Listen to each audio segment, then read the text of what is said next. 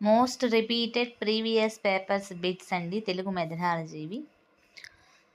First one, సాంకేతిక దృశ్య ఉపకరణానికి ఉదాహరణ ఏమిటి? సాంకేతిక దృశ్య ఉపకరణానికి ఉదాహరణ ఏమిటి? సో ద ఆన్సర్ ఈజ్ బల్లలు. నెక్స్ట్, ప్రదర్శన బల్లలు ఉన్ని గుడ్డలతో తయారవుతాయి కనుక వీటిని ఇలా పిలుస్తారు. ప్రదర్శన బల్లలు ఉన్ని గుడ్డలతో తయారవుతాయి కనుక వీటిని ఇలా పిలుస్తారు. So the answer is panel board. Panel board. Next, వివిధ సూచనలు విద్యార్థులకు జారీ చేయడానికి ఉపయోగపడే బోర్డు. వివిధ సూచనలు విద్యార్థులకు జారీ చేయడానికి ఉపయోగపడే board. So the answer is bulletin board. Bulletin board. Next, cartoon చిత్రాలు పిల్లల్లో కలిగించేది. కార్టూన్ చిత్రాలు పిల్లల్లో కలిగించేది. సో ద ఆన్సర్ ఈజ్ సృజనాత్మక శక్తి. కార్టూన్ చిత్రాలు చూడటం వల్ల పిల్లల్లో సృజనాత్మక శక్తి అనేది ఎక్కువ అవుతుంది. నెక్స్ట్, సెల్ ఫోన్లో ప్రపంచాన్ని మార్చండి అన్నవారు ఎవరు? సెల్ ఫోన్లో ప్రపంచాన్ని మార్చండి అన్నవారు ఎవరు? The answer is Jonathan Rodberg. Jonathan Rodberg. Next, విద్యార్థుల వినికిడి పరికరాల తయారీ చేస్తున్నది. విద్యార్థుల వినికిడి పరికరాలను తయారు చేస్తున్నది. So the answer is Sarva Shiksha Abhinay. Sarva Shiksha Abhinay వాళ్ళు విద్యార్థులకు వినికిడికి సంబంధించినటువంటి పరికరాలను తయారు చేస్తారు. నెక్స్ట్, భాష ఆలోచనలకు ఆకృతి అన్నవారు. భాష ఆలోచనలకు ఆకృతి అన్నవారు Johnson. So the answer is Johnson. Next, శ్రవణశక్తి లోపం అంటే. శ్రవణశక్తి లోపం అంటే ద ఆన్సర్ ఈజ్ శ్రవణేంద్రియాల లోపం, ఏకాగ్రత లేమి, అశ్రద్ధ అని అర్థం. శ్రవణశక్తి లోపం అంటే శ్రవణేంద్రియాల లోపం, ఏకాగ్రత లేమి, అశ్రద్ధ అని అర్థం. సో నెక్స్ట్, 3వ తరగతి వరకు ఎక్కువగా ఉపయోగించేది ఏ పద్ధతి? 3వ తరగతి వరకు ఎక్కువగా ఉపయోగించేది ఏ పద్ధతి? సో ద ఆన్సర్ ఈజ్ నాటకీకరణం, కథాకథనం, శిశుగేయాలు. నాటకీకరణం, కథాకథనం, శిశుగేయాలు. నెక్స్ట్, ఉక్తరచన వక్తృత్వ శిక్షణ ఏ తరగతుల్లో ప్రవేశపెట్టాలి? ఉక్తరచన వక్తృత్వ శిక్షణ ఏ తరగతుల్లో ప్రవేశపెట్టాలి? సో ద ఆన్సర్ ఈజ్ 4, 5 తరగతుల్లో ఉక్తరచన వక్తృత్వ శిక్షణ తరగతులను ప్రవేశపెట్టాలి. నెక్స్ట్, కథలు చెప్పేటప్పుడు అనుసంధాన వాక్యాలను తొలగించి చదివితే అది. కథలు చెప్పేటప్పుడు అనుసంధాన వాక్యాలను తొలగించి చదివితే అది. సో ద ఆన్సర్ ఈజ్ సంభాషణ. కథలు చదివేటప్పుడు అనుసంధాన వాక్యాలను తొలగిస్తే అది సంభాషణగా మారుతుంది. నెక్స్ట్, 2-3 నిమిషాలు ఎలాంటి తడబాటు లేకుండా సొంత వాక్యాలతో ధారాళంగా మాట్లాడటమే డాష్. 2-3 నిమిషాలు ఎలాంటి తడబాటు లేకుండా సొంత వాక్యాలతో ధారాళంగా మాట్లాడటమే dash. So the answer is ఉక్తరచన. ఉక్తరచన అంటాము. నెక్స్ట్, తిక్కన్న బిరుదు ఆదికవి.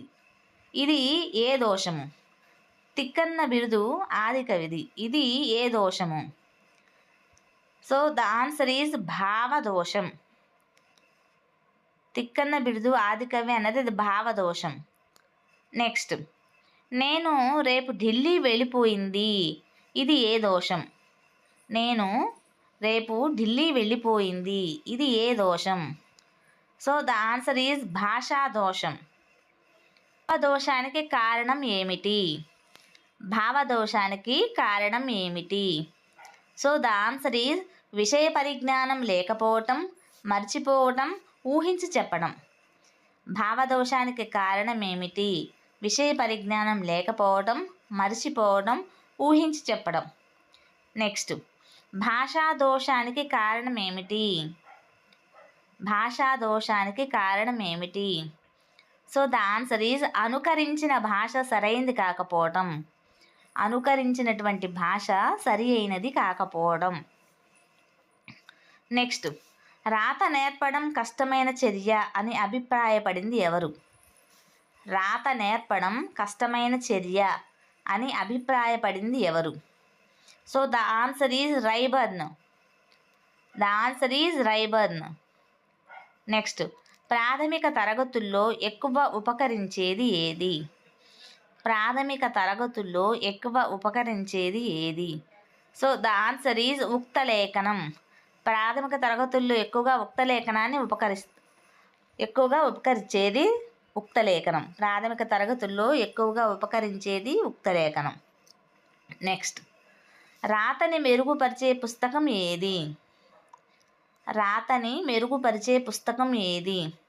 సో ద ఆన్సర్ ఈజ్ జంట పంక్తుల పుస్తకం, గళ్ళ నోట్సు, అచ్చు వేసిన కాపీ పుస్తకం. జంట పంక్తుల పుస్తకం, గళ్ళ నోట్సు, అచ్చు వేసిన కాపీ పుస్తకం.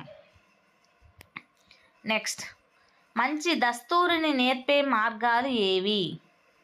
మంచి దస్తూరిని నేర్పే మార్గాలు ఏవి?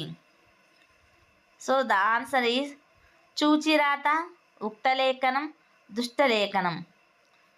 మంచి దస్తూరిని నేర్పే మార్గాలు చూచిరాత, ఉక్తలేఖనం, దుష్టలేఖనం. నెక్స్ట్, దుష్టలేఖనం వల్ల ఉపయోగాలు ఏమిటి? దుష్టలేఖనం వలన ఉపయోగాలు ఏమిటి? సో ద ఆన్సర్ ఈజ్ అందమైన దస్తూరి, వర్ణక్రమ దోషాల సవరణ, విరామ చిహ్నాల వాడుక తెలుస్తుంది. అందమైన దస్తూరి, వర్ణక్రమ దోషాల సవరణ, విరామ చిహ్నాల వాడుక తెలుస్తుంది.